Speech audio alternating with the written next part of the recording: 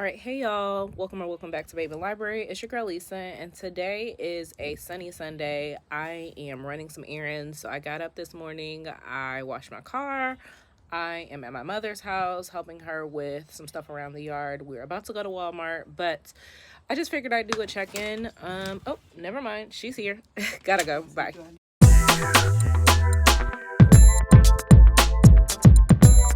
All right, so I am finally done with my errands. I have been with my mother all day, which means that I am tired. It is time for a glass of wine for me to continue watching Fences with Viola Davis and Denzel and relax. But I did want to check in with you because my first read for Noir November I have completed, which was not on my TBR.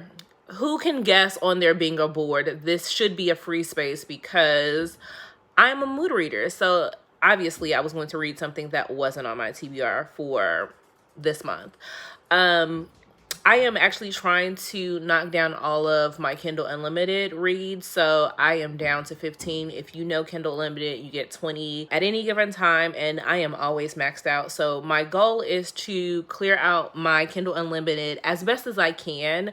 I've got Demon's Dream on there, which is an 800-page book.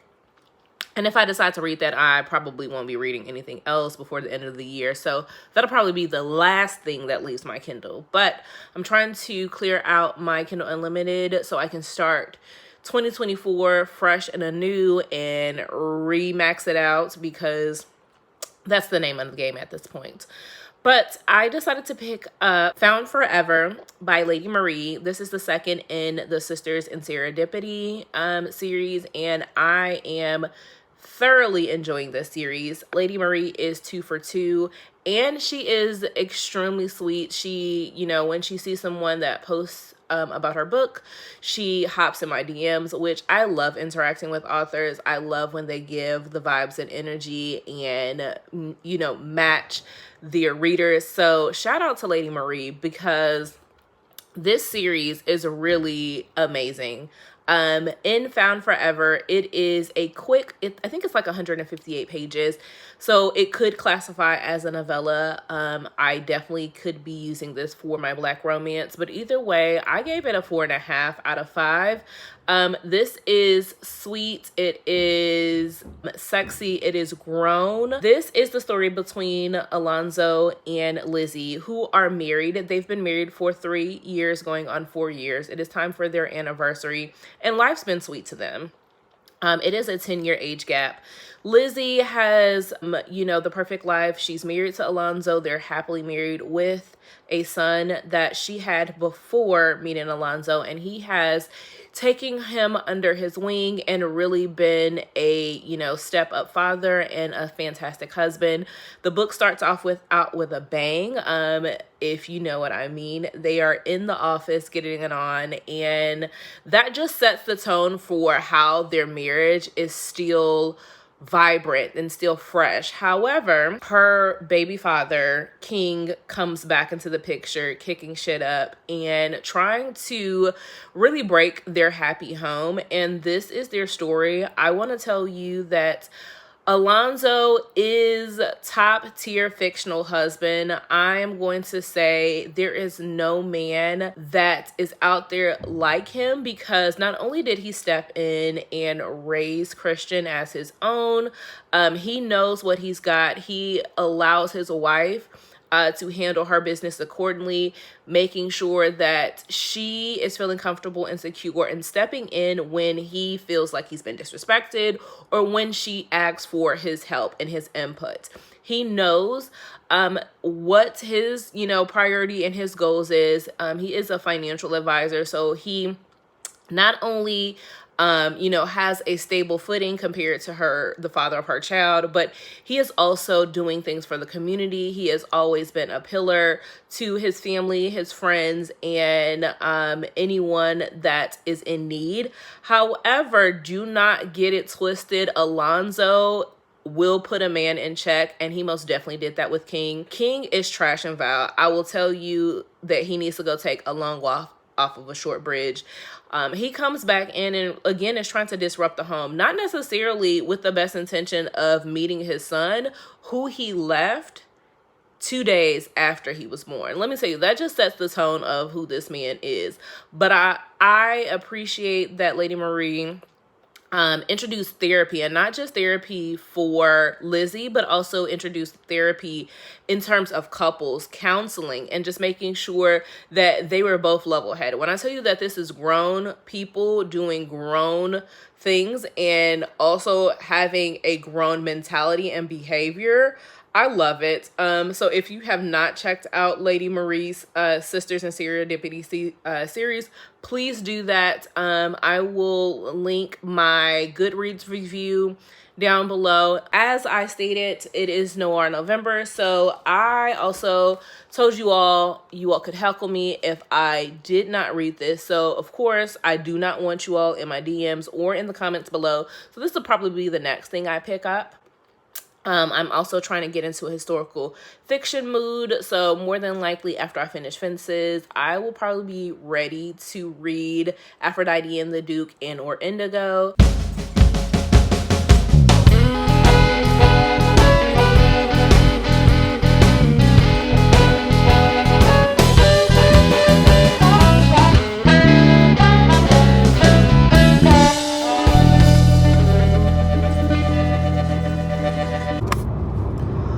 It is time for a check-in. I am currently reading Aphrodite and the Duke by J.J. McAvoy for my historical fiction pick for Noir November.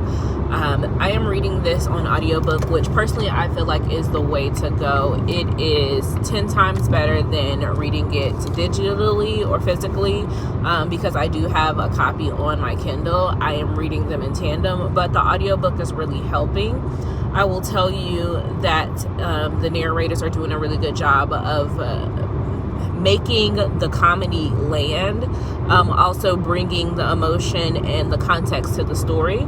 Not to say that JJ's writing isn't sufficient. It is just better when listening to the characters because they are setting the tone of Regency that the setting is in. Now, this is a story in which it is a second chance romance. You have our female main character, Aphrodite, who has been placed as the diamond of her season. She is coming back to town to support her sister, who is the bane in my existence. She is like a thorn in my side, but neither here nor there. She's coming back to support her sister, as it is her sister Heather's season. And coming back, she is really trying to set herself apart. She was scorned by her childhood best friend, who happens to be her mother's godson. In the past, they grew up thinking that they would marry one another. However, something happened when it was time for her to be released to society so that she can be chosen. And again, this entire time she thought she was going to marry him. Come to find out 6 days later, he then is betrothed to another woman, which left her heartbroken and in despair. Now she's coming back to her hometown, and the Duke who is the childhood best friend. He is now a widow with child, and he is trying to reclaim the love and rekindle with her, and she is not having it. She has absolutely no clue as to why he played her to the left, and she is just seeking answers, not necessarily seeking a romance with him, but he is now trying to make her see that she has been the one this entire time, and he's holding a secret. Now, I am 50% of the way through the book. The secret has been revealed, and honestly, they've been betrothed. And this is where I am struggling, because the book at this point, to me, should be done. Like, I would be just fine, but I understand that JJ is going to have something that is going to be looming over their head. I have a feeling that the big bad in the story, who has kind of really been having their hand at play, is going to come in and mess things up for them and going to prevent them from getting down the aisle. And I honestly could live without that. That's my biggest struggle. I feel like if she wanted to keep us on the hook for this particular romance, I would have appreciated her like drawing out the romance between the Duke and Aphrodite, even going so far, I know this is probably not proper to say, but sullying her a little bit in terms of like them getting together, being caught up in the reunion, kind of going into the passion of throes before actually proposing to her and taking her hand in marriage, maybe kind of doing a marriage of convenience for her name and her reputation before Aphrodite decided that, oh, he truly does love me. Something to keep me on the hook and wanting to see their happily ever after. I think the pacing of this is where the struggle is. I am going to keep reading because, again, I want to give it a fully fleshed out experience, being that this is a historical romance that has a black female main character and a black main character, and I really truly want to see that representation and give its due deserve, because we need to see that and we need to have that in our historical romance community much more than it is today.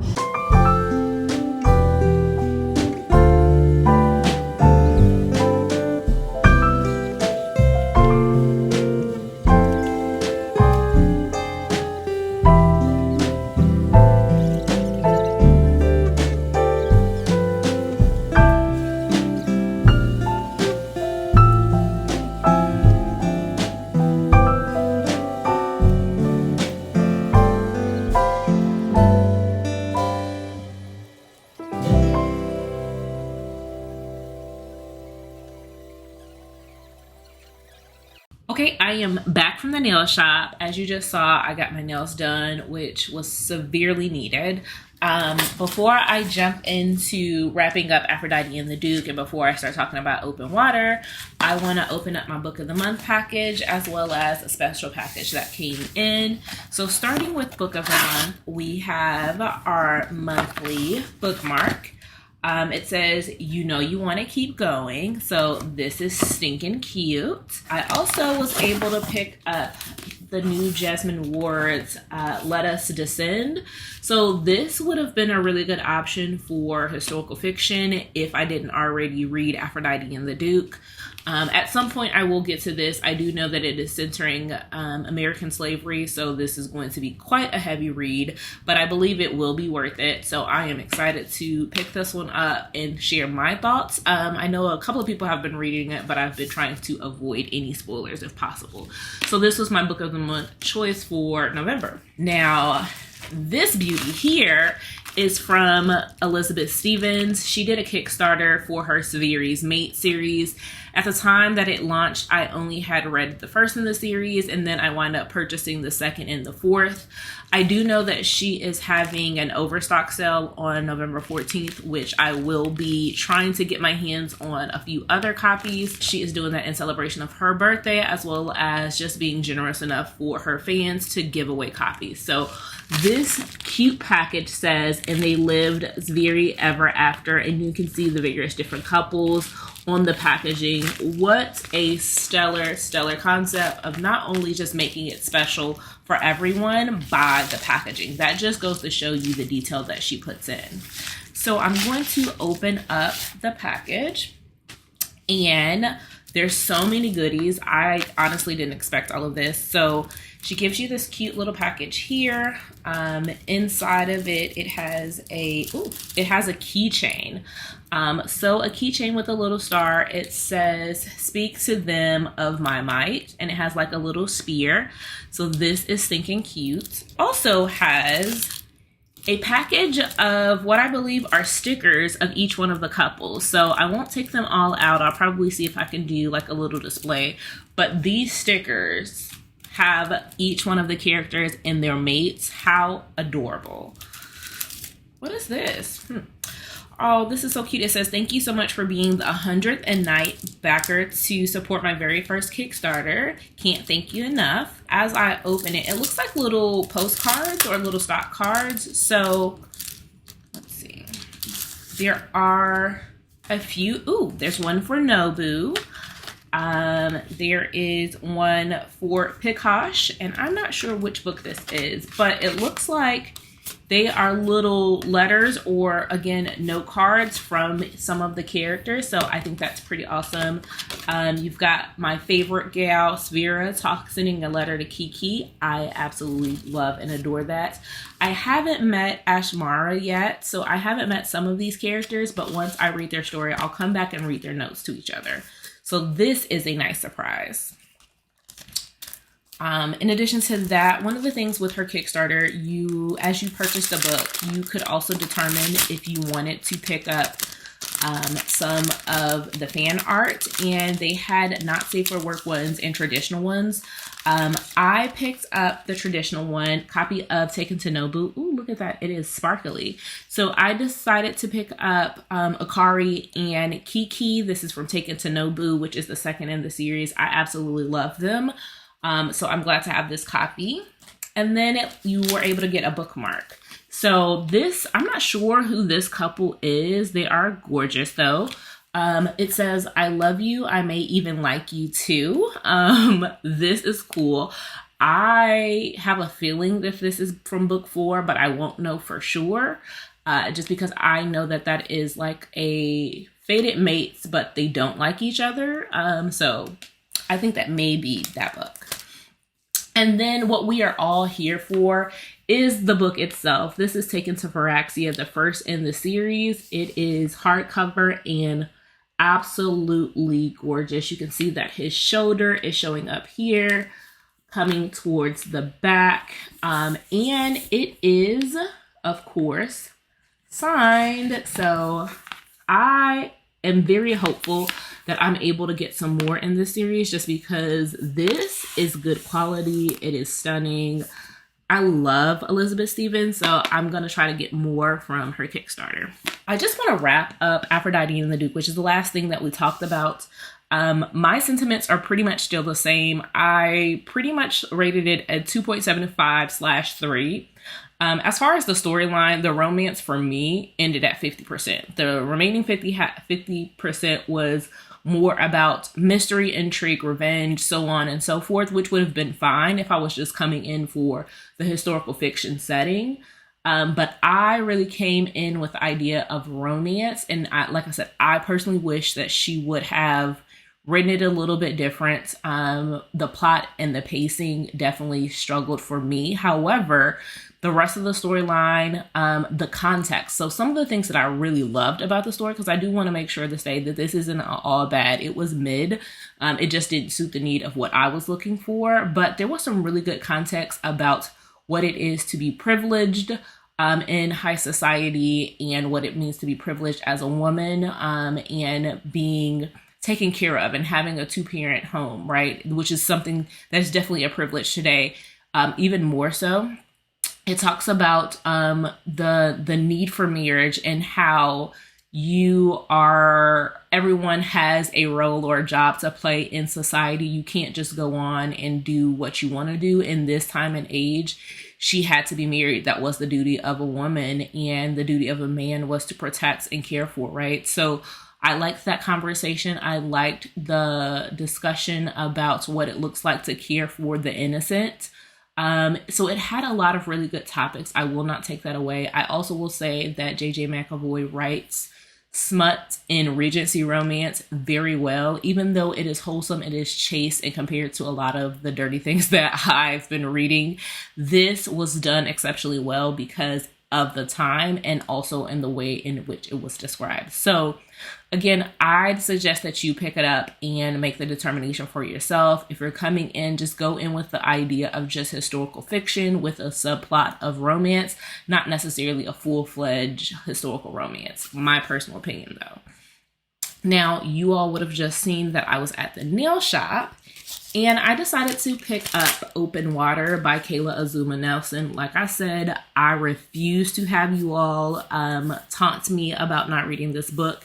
And really, it was the swift kick in a buck that I needed, because, baby, this is beautiful, beautiful, beautiful prose. The writing in here is second person, which is one of the things that I thought would throw me off, but it is enrapturing me. It is captivating. It is beautifully done. You get to see that this is a romance adjacent, right? I won't say that it's romance just yet, because about 50% of the way you see that, and these characters don't have names because, again, it is second person.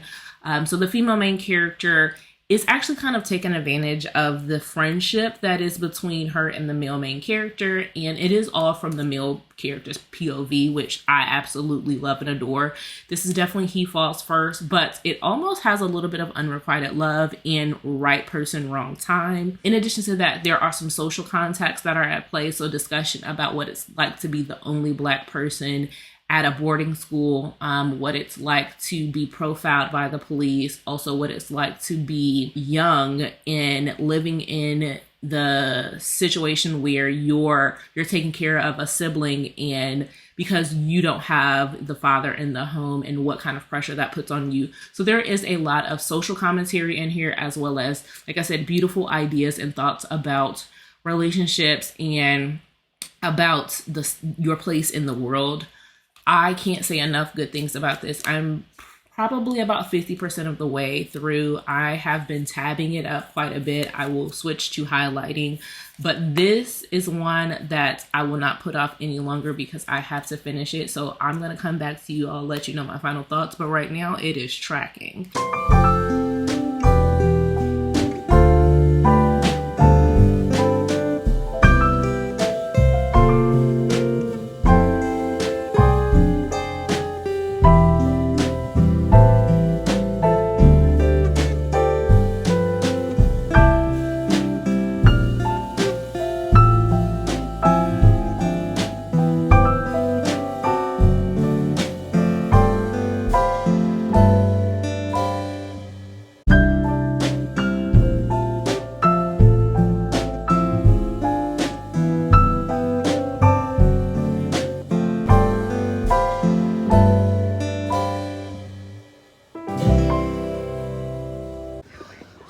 Check in, y'all.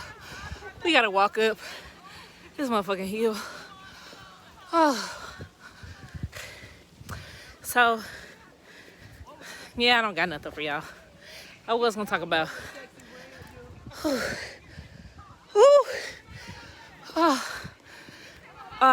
still reading Open Water.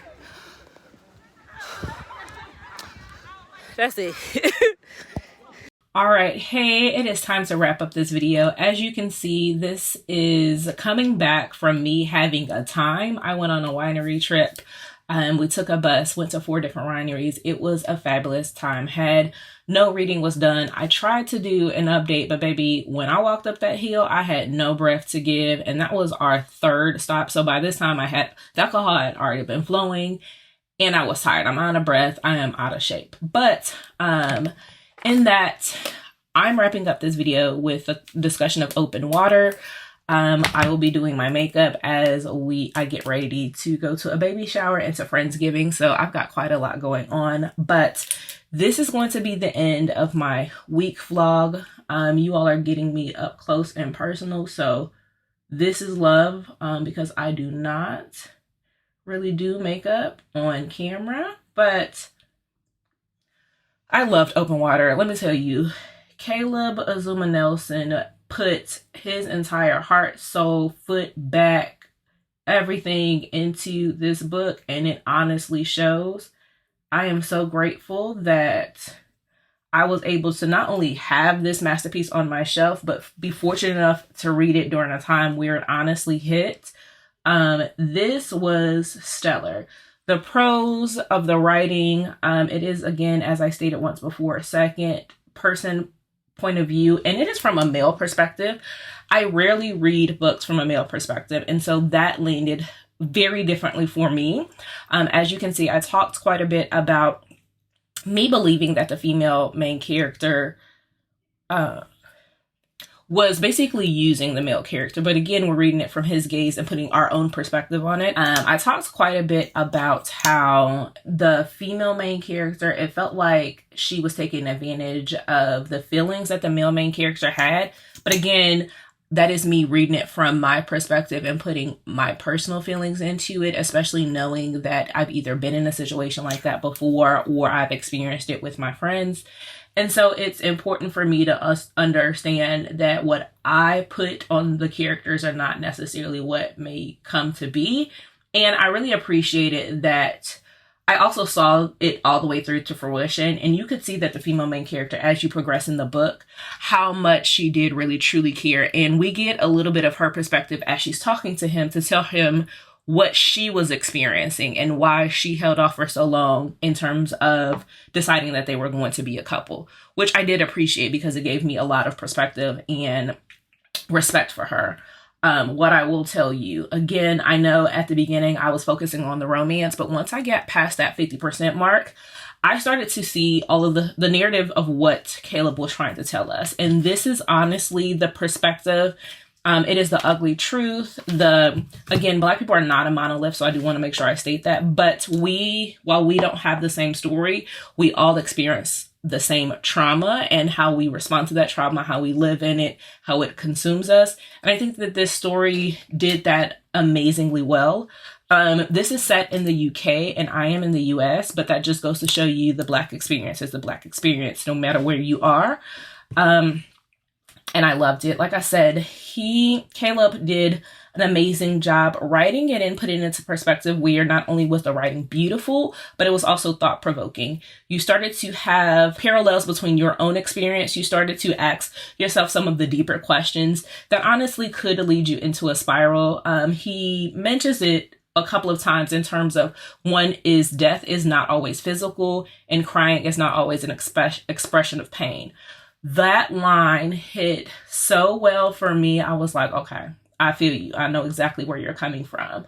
Also, you get to see the juxtaposition of this is the male main character focusing on one person in his life, but you get to see the touches of everyone else in his life and how that plays into, that small impact as you live in the world and you exist in society, and how everything is connected. Everything plays a part into your journey and your story, and how sometimes the external things can weigh in on you just as much as the things that you experience in life, and how we're all connected and how we all experience the same situation, but we internalize it. One of the things that I found interesting is the male main character. For, again, the beginning part of the book, he chased the female character and wanted to be with her. And it was a he falls first and him expressing his state of being and him finding a place of home and comfort in the female main character. However, when something tragic occurred to him, he kind of pushed her away, and how she no longer became, I won't say his piece, but she was his piece and he was chaos. So he didn't want her to consume what he was going through, and he wanted to leave her in a peaceful state, not knowing that him pushing her away was tearing her up inside, and how she felt like their comfort was broken and she felt alone and alienated during his storm. This book is something that I hope and I wish is taught in schools. Obviously, I know that it won't.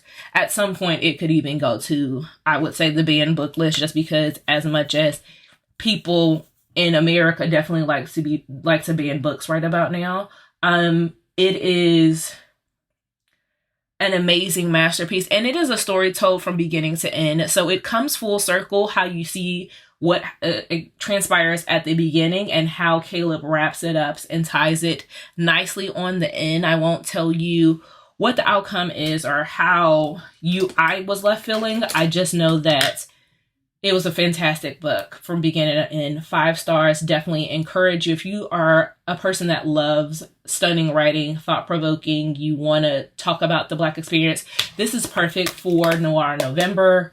I do not remember what category I would put this in. I know it could be classified as a new-to-me author. It could be classified as a novella because it is under 200 pages. open water. Fantastic. Great way to end this week, and I'll talk to you all for the next vlog of Noir November. I also forgot to tell you all to do me a favor and tell me what your favorite book that you read last week, even if it wasn't your favorite, maybe it's your only book that you read. If you are participating in Noir November, tell me what reading prompts you are choosing and leave one recommendation in which you would tell us to read for this video, and I will talk to you all next time. Bye.